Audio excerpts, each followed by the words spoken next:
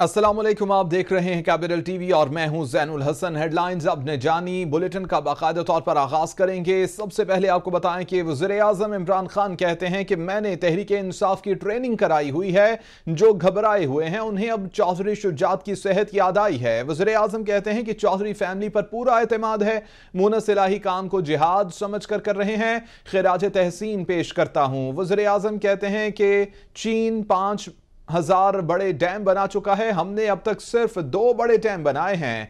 वज़ीर-ए-आज़म कहते हैं कि डैम्स न बनने की वजह से पाकिस्तान को बहुत नुकसान हुआ है। अगर हमने डैम्स बनाए होते तो बिजली महंगी ना होती, जब बिजली महंगी होती है तो सब कुछ महंगा हो जाता है। वज़ीर-ए-आज़म कहते हैं कि थर और बलोचिस्तान में भी जमीन पड़ी है, पानी की कमी है। वज़ीर-ए-आज़म कहते हैं कि हमने इलेक्शन का सोचने के बजाय लॉन्ग टर्म प्लानिंग की है, हमारी आबादी बढ़ रही है और वसाइल कम हो रहे हैं। वज़ीर-ए-आज़म कहते हैं कि काश्तकारी के लिए पानी ज़ख़ीरा करना बहुत ज़रूरी है। इस्लामाबाद में वज़ीर-ए-आज़म Imran Khan hydro power development के बारे में बैन अल-क़वामी सिंपोजियम से खिताब कर रहे थे। बड़ी अच्छी बात की, आपने कहा कि तहरीक इंसाफ को घबराना नहीं चाहिए मीटिंग से। देखिए, तहरीक इंसाफ की तो मैंने ऐसी ट्रेनिंग करवाई हुई है, 25 साल में उन्होंने ऐसे ऐसे मुश्किल वक्त देखे हैं कि तो वो तो बैटल हार्डन्ड हो चुके हैं। लेकिन जो घबराए हुए हैं ना, उनको अब चौधरी साहब की सेहत का ख्याल आ गया। हमारा इस वक्त आपके ऊपर, आपकी फैमिली के ऊपर पूरा इत्मीनान है। जनाब जनरल मुजम्मिल, मैंने कभी भी किसी को जिहाद समझ के काम करते नहीं देखा, तो मैं आज खास तौर पे आपको खिराज तहसीन पेश। चाइना 5,000 बड़े डैम्स बना चुका है और हमने 1960s के बाद सिर्फ 1960s में जो 2 डैम बनाए थे, हमारे पास वही डैम रह गए। ये अगर हम पानी के ऊपर बिजली बना लेते, जो इतना ज़्यादा हाइड्रो इलेक्ट्रिसिटी का पोटेंशियल है पाकिस्तान में, आज हमें ये महंगाई का सामना ना करना पड़ता, क्योंकि जब बिजली महंगी होती है सब चीज़ें महंगी हो जाती हैं। मुझे बड़ा फ़ख्र है इस चीज़ पे कि हमने बजाय सोचने के इलेक्शन का, हमने आगे की प्लानिंग की है। हमारे पास ज़मीन पड़ी है, पानी की कमी है, और बदकिस्मती से पानी की कमी इसलिए है कि हमने स्टोर ही नहीं किया पानी को। तो ये जो 10 साल की डैम्स है, इससे स्टोरेज दुगनी हो जाएगी। मुनस, आपने बड़ी अच्छी बात। मुनस इलाही कहते हैं कि घर आने वालों को मिलना और वेलकम करना हमारा काम है। सियासी लोग ताल्लुकात बनाते और निभाते हैं। वज़ीर-ए-आज़म अपने साथियों से कह दें कि घबराना नहीं है, हम सियासी लोग हैं, लोगों से मिलना हमारा काम है। पाकिस्तान के लिए नए डैम्स बनाना बहुत ज़रूरी है। मुनस इलाही कहते हैं कि कालाबाग डैम का प्रपोजल जल्द काबीना में लेकर जाएंगे। मुनस इलाही की जानिब से ये कहा गया। मुनस इलाही कहते हैं कि घर आने वालों को मिलना और वेलकम करना हमारा काम है। आपसे गुजारिश है, आजकल ये सियासी माहौल कुछ अजीब सा बना हुआ है, पर इसमें कोई ऐसी चीज़ नहीं है। ये तमाशा चल रहा है, जो भी बातें हो रही हैं सियासी में, हमारा काम है लोगों को मिलना, कोई घर आए इसको वेलकम करना। लेकिन इसमें जो सबसे इम्पोर्टेंट चीज़ है ना जी, जो समझने वाली है सर, वो ये है कि सियासी लोग तल्लुकात हैं और तल्लुकात निभाते हैं। जिस तरह हमारा जनाब से एक तल्लुक बना है और वो हमने निभाने के लिए बनाया है। तो मेरी आपसे गुजारिश है कि आप पीटीआई वालों को एक दफ़ा ज़रा तगड़े तरीके से कह दें, घबराना नहीं। अनकरीब हम प्राइम मिनिस्टर साहब की इजाज़त से कैबिनेट के आगे लेके जाएंगे एक प्रपोजल कालाबाग डैम का। वो इसलिए भी ज़रूरी है, डिटेल्स फिर इंशाल्लाह जब आएंगी तब हम डिस्कस कर लेंगे। वो इसलिए भी ज़रूरी है कि जिन डैम्स और रिजर्वोयर्स इस वक्त बन रहे हैं, जब तक ये तैयार होंगे तो हमारा स्टोरेज लेवल जो है वो उधर ही आ जाएगा जहाँ पे। फवाद चौधरी कहते हैं कि नवाज शरीफ और उनके बेटे लंदन में बैठे हुए हैं, नवाज शरीफ से कोई जाती लड़ाई नहीं है, कौम के पैसे वापस कर दें। फवाद चौधरी कहते हैं कि इसहाक डार नवाज शरीफ की जरूरत नहीं कि वापस आकर केसेस का सामना करें। फवाद चौधरी कहते हैं कि इमरान खान की वजह से ये सब चोर एक हो गए हैं। फवाद चौधरी कहते हैं कि मईशत जिनकी वजह से तबाह हुई, वो कहते हैं कि महंगाई हो गई है। मंजूर पापड़ वाले के अकाउंट से 2.5 अरब रुपए निकले हैं। फवाद चौधरी कहते हैं कि मंजूर पापड़ वाले का एड्रेस पिंड दादन खान का है। इमरान खान कहते हैं कि लूटा हुआ पैसा वापस करें, इनके मुलाजिम के अकाउंट से 4 अरब रुपए निकल आए हैं। इन्होंने पाकिस्तान के अवाम को लूटा है, पाकिस्तान के मजदूर को लूटा, पाकिस्तान के बिजनेसमैन को लूटा है। और मैं हैरान हूं कि आज भी लोग किस मुंह से नवाज शरीफ एंड कंपनी के साथ देते हैं। जब तक ये पैसा वापस नहीं आता, पाकिस्तान के अवाम कतई तौर के ऊपर नवाज शरीफ एंड कंपनी को माफ नहीं करेंगे। असी अलहमदुलिल्लाह जो तुहाडे नाल वादा कीता है, कोशिश की है, उन्होंने पूरा करिए। कोई गल मैं ऐसी नहीं की जिहड़ी असी पूरा ना कर सकिए। सिर्फ अफसोस ये है 70 साल इन्होंने पिंड दादन खान तहसील के जाया कर दिए। 3.5 साल पहले मैं आया, हर गल बुनियाद तो शुरू करनी पै रही है। ना कोई गली है, ना कोई सड़क है, ना पीने का पानी है, ना कोई स्कूल है, ना कोई डॉक्टर है। पहले साल में आके अल्हम्दुलिल्लाह हमने पूरे जिले में बेसिक हेल्थ यूनिट जो है उसमें हमने डॉक्टर जो है वो भेजा है, हमने स्टाफ पूरा कराया है। यहाँ पे टीचर्स की कमी थी, हमने हर जगह टीचर्स की कमी जो है उसको इंशाल्लाह पूरा किया है। मैं पहले भी जो इलेक्शन लड़ भी रहा था तो मैं दरखास्त दी सी, अपना नुमाइंदा उन्होंने चुनीदा है जड़ा तुहाडा शिमले नूं उच्चा कर सके। वो बंदा नहीं चुनीदा जड़ा दूजियां दे कंधे दे पर बह के समझे कि मैं। वज़ीर ख़ारिजा शाह महमूद कुरैशी कहते हैं तहरीक अदम एतमाद अपोजिशन का इस्तेहकाक है, तहरीक अदम एतमाद का सियासी तौर पर मुकाबला करेंगे। शाह महमूद कुरैशी कहते हैं कि अपोजिशन की सफ़ों में यकसुई नहीं है। शाह महमूद कुरैशी कहते हैं कि नून लीग में 2 धड़े हैं। वज़ीर ख़ारिजा कहते हैं कि एक धड़ा अदम एतमाद और दूसरा इंतखाबात के हक़ में है। शाह महमूद कुरैशी कहते हैं कि ये चौधरी बिरादरान से वोटों की भीख मांगने क्यों गए, वोट मांगने जाना नून लीग के बयानिए की नफ़ी है। शाह महमूद कुरैशी कहते हैं कि इनका बयानिया कल दफन हो गया। मुल्तान में वज़ीर ख़ारिजा शाह महमूद कुरैशी मीडिया से गुफ्तगू कर रहे थे। कर रहा है तहरीक अदम एतमाद ऑपोजिशन का इस्तेहकाक है, जरूर पेश करें। हम उसका सियासी अंदाज में मुकाबला करेंगे और मुझे यकीन है कि इंशाअल्लाह उन्हें शिकस्त देंगे। मेरी नज़र में उनकी सफ़ों में यकसुई नहीं है। मेरी नज़र में आज भी ऑपोजिशन गो मगो की शिकार है। नून लीग के अंदर 2 धड़े हैं, एक तहरीके अदम एतमाद के लिए जुस्तजू कर रहा है और दूसरा कह रहा है कि हमारा तो ये बयानिया ही नहीं है, हम तो नए इंतखाबात की बात कर रहे हैं। नून लीग की क़यादत चल के जाती है उन हजरात के पास जिनको वो खुद कहती आई है 3.5 साल कि ये गैर शफाफ इलेक्शन की पैदावार हैं। उनसे वोटों की भीख मांगने क्यों गए हैं? ये तो आपका बयानिया जो था वोट को इज्जत दो उसकी नफी है। कल उनका वहां चल के जाना और हमारे हलीफों से और तहरीक इंसाफ के लोगों से राब्ता करना उनके उस बयानिए की नफी है। वो कल उन्हें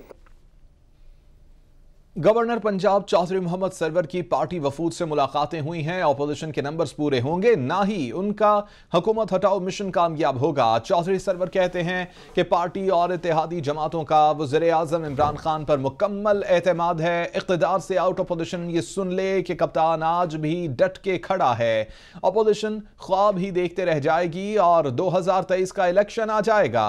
चौधरी सरवर की जानिब से कहा गया कि अवाम ने तहरीक इंसाफ की हुकूमत को 5 साल हुकूमत का मैंडेट दिया है। वज़ीर आज़म इमरान खान पहले सियासी मुखालिफिन से ब्लैकमेल हुए, न अब होंगे। अपोजिशन एहतजाजी सियासत की बजाय आम इंतखाबात का सब्र से इंतजार करे। मुल्क में यकसां तरक्की हुकूमत का मिशन है, अवाम को भी खुशहाल और मजबूत बनाएंगे। मौजूदा हुकूमत मुल्क को दुरुस्त सम्त में डालने की पॉलिसी पर गामजन है। हसन खाबर कहते हैं कि पीटीआई हुकूमत अपनी मुद्दत पूरी करेगी। अगर इनके नंबर्स पूरे हैं तो तहरीक अदम एतमाद जरूर लेकर आएं। हसन खाबर कहते हैं कि हुकूमत को अपने इत्तेहादियों से कोई खतरा नहीं है। हसन खाबर कहते हैं कि पीपल्स पार्टी और नून लीग पहले एक दूसरे को बुरा भला कहते थे। तहरीक इंसाफ की जो हुकूमत है 2023 तक चलेगी। अगर ये अपना शौक आजमाना चाहते हैं तो आजमाएं, पार्लियामेंट के अंदर आजमाएं, पार्लियामेंट के बाहर आजमाएं। अगर इनको समझते हैं कि इनके नंबर पूरे हैं तो इनका हक है तहरीक अदम एतमाद लाएं। ये वो लोग थे जिनकी तारीख है एक दूसरे के ऊपर गाली गलोच करने की, इल्ज़ाम तलाशी की, एक शख्स दूसरे को घसीटना चाहता था, दूसरा पहले के खिलाफ बात करता था, लेकिन अंदर से इनका डीएनए एक था और इनका डीएनए था family politics, dynastic politics, corruption. और ये एक डीएनए के लोग जो थे ये इकट्ठे हो गए। मैं समझता हूँ कि ये हमारे जो इत्तेहादी हैं चौधरी बिरादरान, जो उनकी जीत है कि ये उनके घर तक आए, उनकी खिदमात को सराहा और ये माने कि ये मंझे हुए और ज़ीरक सियासतदान है। तो ये सारा तहरीक इंसाफ और इमरान खान साहब की बदौलत है कि आज आपके ऑपोजिशन के लीडर दर बदर जा रहे हैं। वज़ीर-ए-आज़म की ज़ेर सदारत पीटीआई सेंट्रल एग्जीक्यूटिव कमेटी का इजलास, जिसकी अंदरूनी कहानी सामने आ गई है। इजलास में बल्दियाती इंतखाबात और सियासी हिकमत अमली पर गौर किया गया है। इत्तेहादी हमारे साथ हैं, कहीं जा नहीं रहे।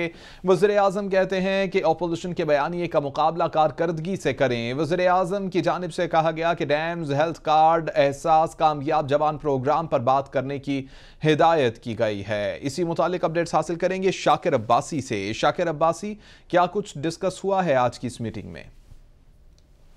देखिए जी, वज़ीर-ए-आज़म इमरान खान की ज़ेर सदारत सेंट्रल एग्जीक्यूटिव कमेटी इजलास की अंदरूनी कहानी जो है वो सामने आई है। ज़राए के मुताबिक इजलास में बल्दियाती इंतखाबात और सियासी हिकमत अमली पर गौर किया गया।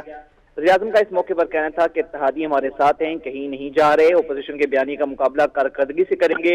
डेम्स, हेल्थ कार्ड, एहसास, कामयाब जवान प्रोग्राम पर बात करने के मुतालिक जो है वज़ीर-ए-आज़म ने हिदायत की है। इसके अलावा वज़ीर-ए-आज़म ने कहा कि फ्लाई मनसूबों से मुतालिक इक़दाम को अवामी सतह पर उजागर किया जाए।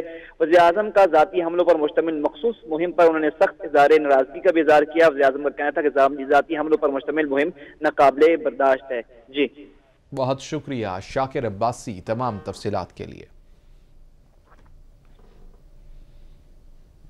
फरूख हबीब कहते हैं कि शहबाज शरीफ ने सलमान शहबाज को इश्तिहारी करवाया हुआ है। शहबाज शरीफ सलमान शहबाज को बुलाएं, उनको कौन सी बीमारी है?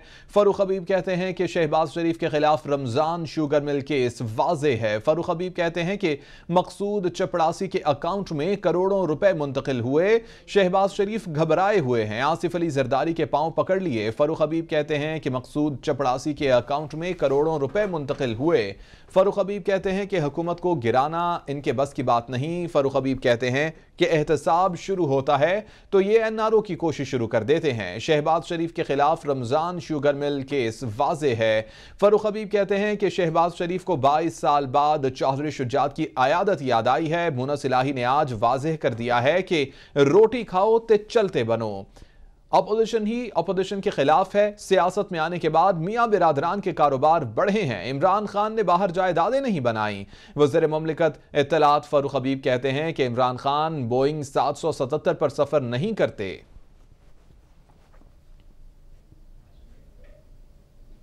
यहां वक्त हुआ है एक ब्रेक का।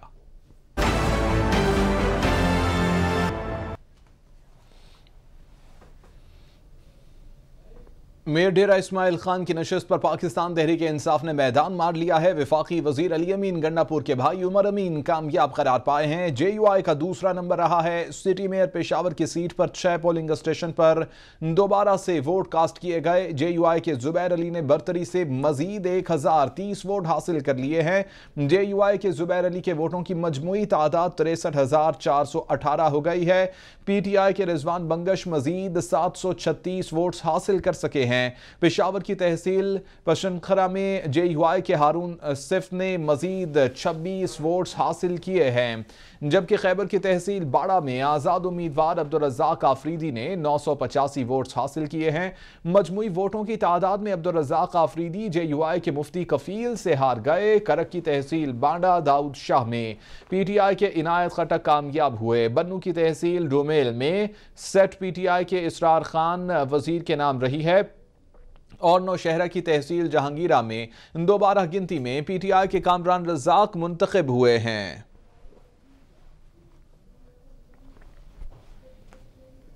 खैबर पख्तूनख्वा हुकूमत ने 31 मार्च को दूसरे मरहले के लिए पोलिंग की मुखालिफत कर दी है। नए शेड्यूल पर मुशावरत नहीं की गई है। एडवोकेट जनरल खैबर पख्तूनख्वा की जानिब से कहा गया कि अदालत ने इलेक्शन कमीशन की नए शेड्यूल पर इंतखाबात से रोकने की इस्तदा मुस्तरद कर दी है।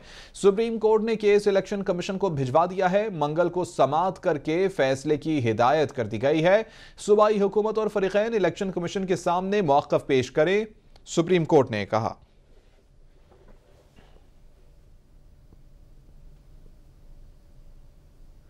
एडिशनल सेशन जज की अदालत में नूर मुकद्दम कत्ल केस की समाअत हुई। अदालत में मुल्जिम जाकिर जाफर के वकील बशारतुल्लाह के दलाइल। इब्तदाई FIR में सिर्फ जाहिर जाफर मुल्जिम था। वकील की जानिब से कहा गया कि 24 जुलाई को मुद्दई के बयान में जाकिर जाफर, वालिदा, मुलाजिम और थेरापी वर्क्स का जिक्र आया है। 8 अगस्त के बयान में ताहिर जहूर और जान मोहम्मद को नामजद किया गया है। वकील की जानिब से यह कहा गया जाकिर जाफर, इस्मत इफ्तिखार और जमील 24 अगस्त को गिरफ्तार हुए थे।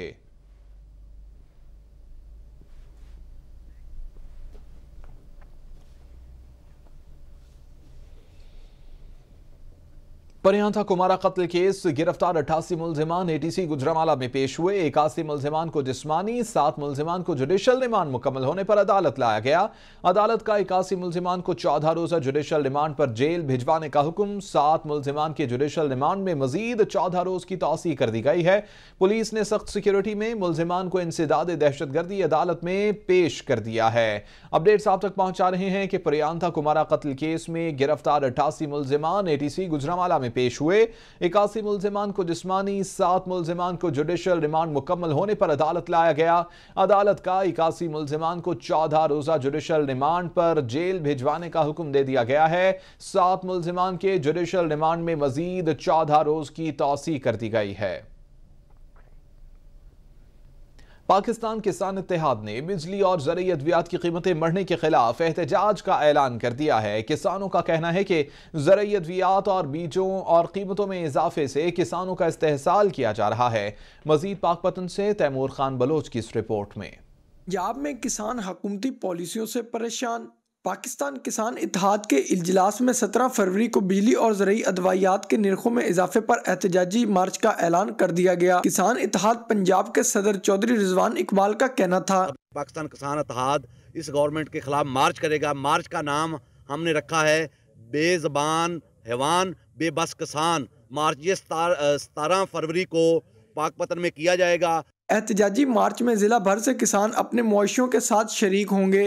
हमारा यूनिट 5 रुपये 35 पैसे किया जाए और जो खाद्य हैं वो आम की जाएं, कंट्रोल रेट पर दी जाएं और जो DAP है इसको कम से कम 4000 रुपये फी बोरी किया जाए। इजलास के शुरुका का कहना था कि हुकूमती नाकस पॉलिसियों से किसानों का इस्तेहसाल हुआ।